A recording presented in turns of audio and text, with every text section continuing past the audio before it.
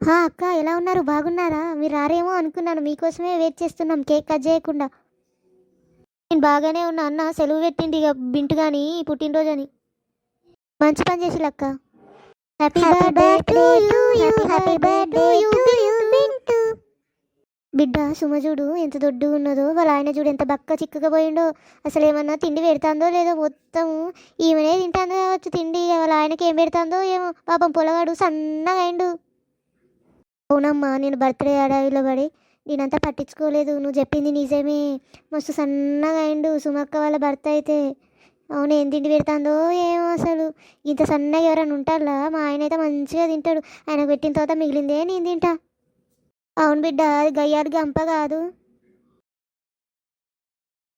ఏ సుమా, ఏం చేసినావే కూర?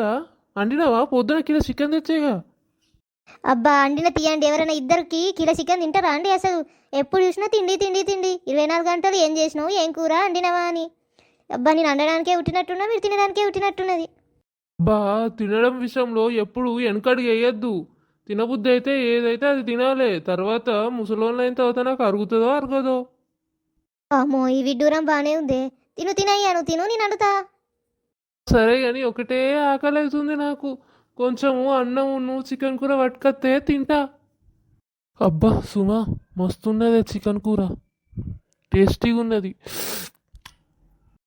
ఎందుకుంటుందండి మరి, చేసింది ఎవరనుకున్నావు? మీ సుమ మరి. నువ్వేమో బాగా తింటావు, ఎంత తిన్నా ఇలా చిక్కిపోయినా ఎలుకలా ఉంటావు. నేనేమీ తినకపోయినా కూడా ఇలా గుండె ఏనుగులా ఉన్నాను. అందరేమో మీ భర్తకు తిండి పెడుతున్నావా లేదా అని నన్నే ఆడిపోసుకుంటున్నారు. నాకు తెలుసు తిండి తినేది ఎవరో, నువ్వు మీరా నేను. తిండి విషయంలో మీరేమో ఏనుగు, నేనేమో చిట్టెలుక. కానీ ఆకారం విషయంలో నేనేమో ఏనుగు, మీరేమో చిట్టెలుక. ఏం చేద్దామండి, అంతా అలా జరిగిపోతున్నాయి. మరి చిట్టెలుకలు చాలా తిండి తింటాయి. మరి మిమ్మల్ని చూసాకే అర్థమైంది. ఏంటి సుమా, అలా దిష్టి పెట్టమాకే, నాకు అరగదు చికెన్ కూర. ఏదో కొద్దిగా నీకంటే ఒక మెతుగా ఎక్కువ తిన్నందుకు ఇట్లా చిట్టెలుక ఏనుగు అంటావా నేను నన్ను?